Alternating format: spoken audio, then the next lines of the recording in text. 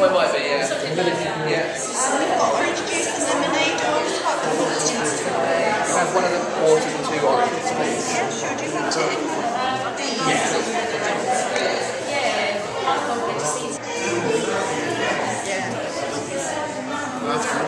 It's very important to me. I knew you'd be here before I mentioned camera, so put me wig on. This work of art this evening is in Stradbroke Library for various reasons. The first, and I suppose most important to me personally, is that the library still is not saved 100%. So we're here to hopefully contribute to the Save Stradbroke Library campaign. As I've said elsewhere, I did a lot of my research with books from this library, and it would be a massive loss to our community if we lost the library. And that goes for all local libraries, not just here in Suffolk, but throughout the country. And Doncaster and places like that are still fighting a battle. So thank you very much. The second reason was that really I'm just a support act to a band called Cathedrals and Cars. But unfortunately we've only got cathedrals here tonight. And cars have been unavoidably detained.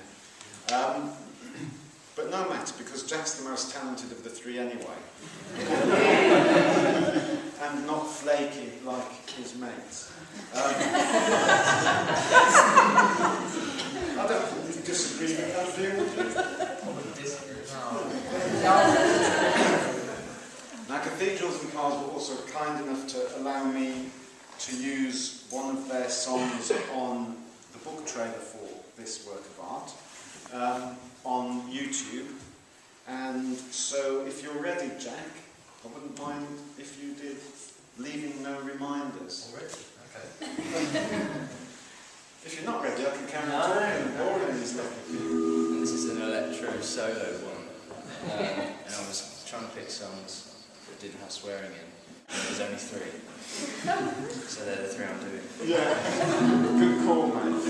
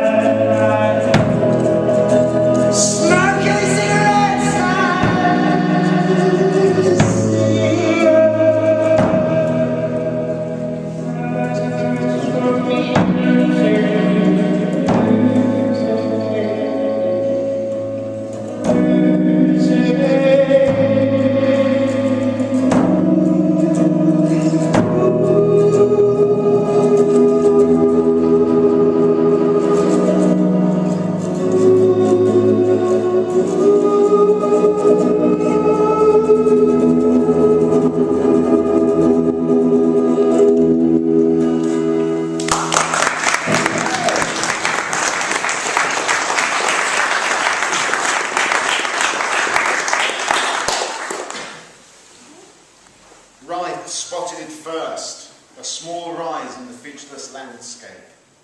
His eyes ached against the relentless white. No shadows on a dull day. A cairn-off to the right of their route. He waved the rest of the party to a stop. 11 men in search of their missing leader and his 4 companions. The snow crunched under Wright's frozen boots. As he approached it, the hummock seemed to grow. He walked around it, recognised the sharp shape of a tent under the soft outline of winter's drift snow. He stood still, uncertain now what to do, but he was sure of what he had found. He started back to the others. He would have to tell them. Atkinson, now expedition leader, and Cherry Garrard approached him. The 3 men walked across to the mound, out of the wind. They brushed the snow from the top of the silent shape. Green canvas surfaced. By now, the other men had approached, almost on tiptoes. They huddled together in front of Atkinson, shovels in hand. He spoke with difficulty. "We think this is the owner's tent, but it's too dark inside to see anything. I'd like you, and I know this isn't easy, I'd like you to dig it out, build a wall around it to keep the wind away." He looked at them. They were all tired, unshaven and shaken. "Once we've cleared a lot of the snow, I'll go in, and I'll call each one of you by name, so you can come in and confirm what I've seen. Understood?" They nodded in unison. By now, some of them were crying. Their tears froze to their faces. Not one spoke. They began their work, created a circle of evenness around the tent. Atkinson crawled in again, half light in there now, a frigid gloom. He saw only indistinct shapes and instinctively reached out. The canvas rustled. He needed more light.